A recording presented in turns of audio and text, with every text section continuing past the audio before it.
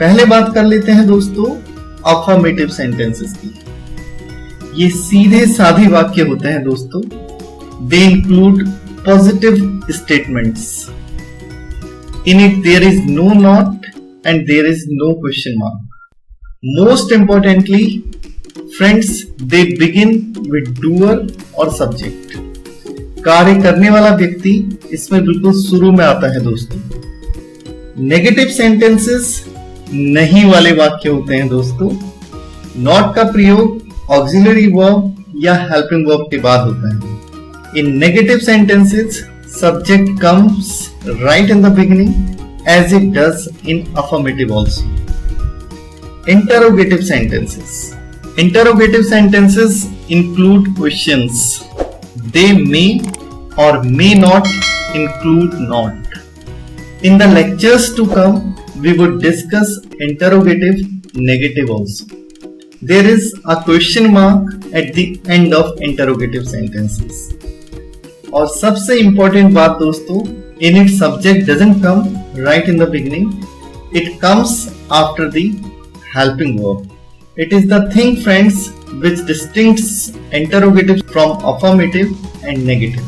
Affirmative और negative में हमने देखा था दोस्तों कि सब्जेक्ट सबसे पहले आता है, but in interrogative subject doesn't come in the beginning. अब बात करते हैं दोस्तों असर्टिव सेंटेंसेस की। ये कोई नया सेंटेंस नहीं है दोस्तों। इसके अंतर्गत अफर्मेटिव तथा नेगेटिव दोनों ही वाक्य आ जाते हैं और इनकी सबसे अच्छी पहचान है दोस्तों कि it begins with subject. For example, if I say Ram is a good boy, तो ये सेंटेंस assertive है दोस्तों, because subject is coming in the beginning।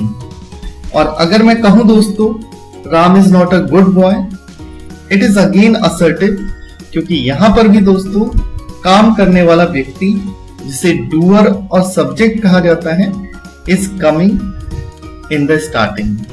अब बढ़ते हैं दोस्तों वापस अपने टेंसेस की ओर। प्रेजेंट इंडेफिनिट, जिसको सिंपल प्रेजेंट और प्रेजेंट सिंपल भी कहा जाता है दोस्तों। इसके अफर्मेटिव की बात करें तो इसमें सब्जेक्ट के बाद फर्स्ट फॉर्म का प्रयोग किया जाता है और उस फर्स्ट फॉर्म में एस या ईएस जोड़ दिया जाता है when subject is singular but not I.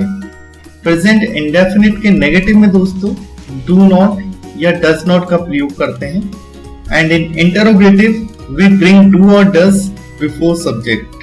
Rule becomes do does plus subject plus first form of the verb. अब बात करते हैं दोस्तों कहां पर do लगाना है और कहां पर does।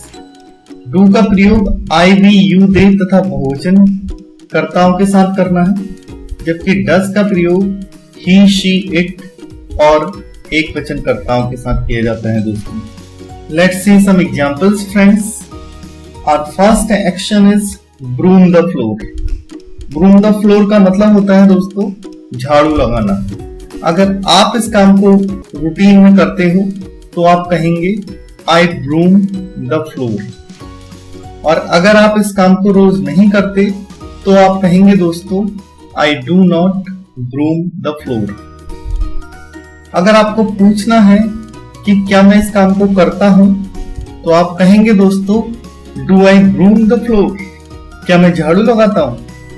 यदि आप यहां ध्यान से देखेंगे दोस्तों तो you will get to know the first one is affirmative, the next one is negative and the last one is interrogative। ऐसे ही दोस्तों अगर आपको मेरे लिए कहना है कि सर आप भी इस काम को रोज करते हो तो आप कहेंगे you broom the floor।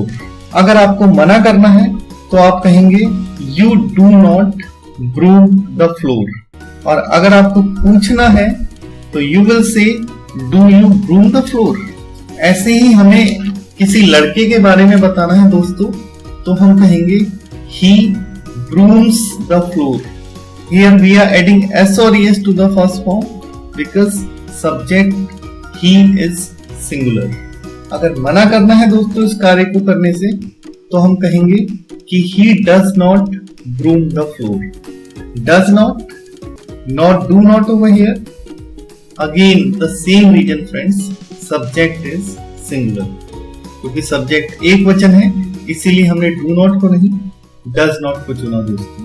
अगर हमें पूछना है दोस्तों कि क्या वह इस काम को करता है तो हम कहेंगे does he broom the floor. Why not do over here. अब आप समझ गए हैं दोस्तों, तो no need to tell now. और एक बात और याद रखनी है दोस्तों, डू और डज के साथ हमें फर्स्ट फॉर्म का प्रयोग करना होता है और उस फर्स्ट फॉर्म में एस और ईएस को नहीं जोड़ा जाता है दोस्तों। हमारा आज का नेक्स्ट एक्शन है दोस्तों पोछा लगाना, क्योंकि झाड़ू लगाने के बाद पोछा लगाना जरूरी होता है दोस्तों, तभी सफाई अच्छे तरीके से होती है।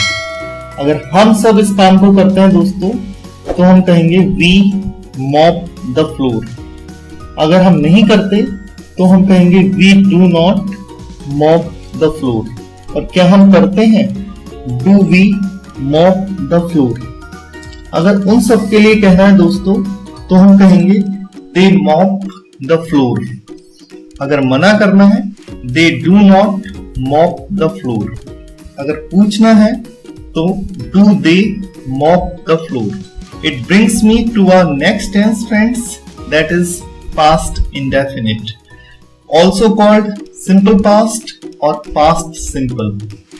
इसके अफर्मेटिव में दोस्तों we use second form after subject. Negative बनाते समय डिड नॉट का प्रयोग किया जाता है और डिड नॉट के साथ फर्स्ट फॉर्म लगाई जाती है दोस्तों। In interrogative we bring did before subject. और जो बात हमें अच्छे से याद रखनी है दोस्तों वो ये है, डिड के साथ we always use first form. Let's see some examples now. The action is attend the party. अगर आपने ये काम हिस्ट्री में कंप्लीट किया था दोस्तों तो आप कहेंगे I attended the party. History को दिखाने के लिए दोस्तों हमने अटेंड की सेकंड फॉर्म का प्रयोग किया।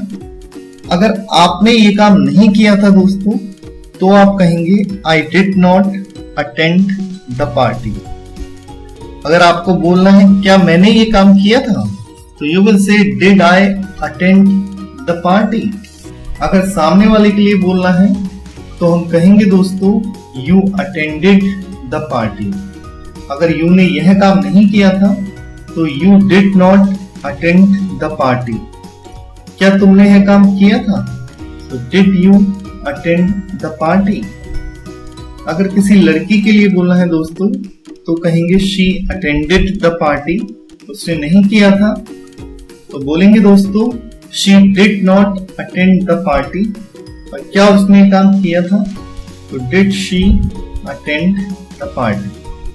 अब बढ़ते हैं दोस्तों अपने नेक्स्ट एक्शन की तरफ। और next action is crash the party, means party में बिन बुलाए चले जाना दोस्तों। अगर हम सब ने यह काम किया था तो हम बोलेंगे वी क्रैश्ड द पार्टी। अगर नहीं किया था we did not crash the party. क्या हमने ये काम किया था, did we crash the party. अगर वे सब पार्टी में बिन बुलाए चले गए थे दोस्तों तो हम कहेंगे दे क्रैश्ड द पार्टी।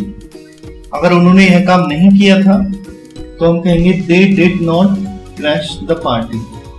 अगर उनके बारे में पूछना है तो कहेंगे दोस्तों did they crash the party. आइए दोस्तों अब बात कर लेते हैं फ्यूचर इंडेफिनिट की, जिसे सिंपल फ्यूचर और फ्यूचर सिंपल भी कहा जाता है। In affirmative we use shall will के साथ फर्स्ट फॉर्म। नेगेटिव में शैल विल के बाद नॉट लगा देते हैं दोस्तों। और इंटरोगेटिव बनाते समय शैल विल को सब्जेक्ट से पहले ले आते हैं दोस्तों। आई और वी के साथ शैल और अन्य सभी कर्ताओं के साथ विल का प्रयोग करते हैं। Let's come to examples now. The action is earn the money. Earn the money means पैसा कमाना। अगर आप इस काम को भविष्य में करोगे दोस्तों तो आप कहेंगे आई शैल अर्न द मनी। अगर आप नहीं करोगे इस काम को तो आप कहोगे I shall not earn the money. अगर आपको पूछना है क्या मैं इस काम को करूंगा तो आप कहेंगे दोस्तों शैल आई अर्न द मनी। अगर आपको मेरे लिए बोलना है दोस्तों तो आप कहेंगे you will earn the money. और मना करना है कि सर आप इस काम को नहीं करोगे, तो आप कहोगे you will not earn the money. और इंटरोगेटिव में you will ask will you earn the money. अगर कोई लड़का इस कार्य को भविष्य में करेगा तो हम बोलेंगे दोस्तों he will earn the money। अगर नहीं करेगा तो हम बोलेंगे he will not earn the money। क्या वह इस काम को करेगा तो will he earn the money। Next action is mint the money।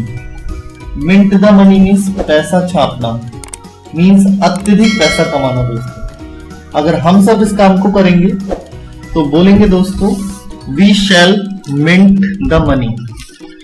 अगर हम सब इस काम को नहीं करेंगे तो बोला जाएगा we shall not mint the money। क्या हम इस काम को करेंगे तो shall we mint the money। ऐसे ही अगर हमें उन सब की बात करनी है दोस्तों तो हम बोलेंगे they will mint the money, they will not mint the money, will they mint the money।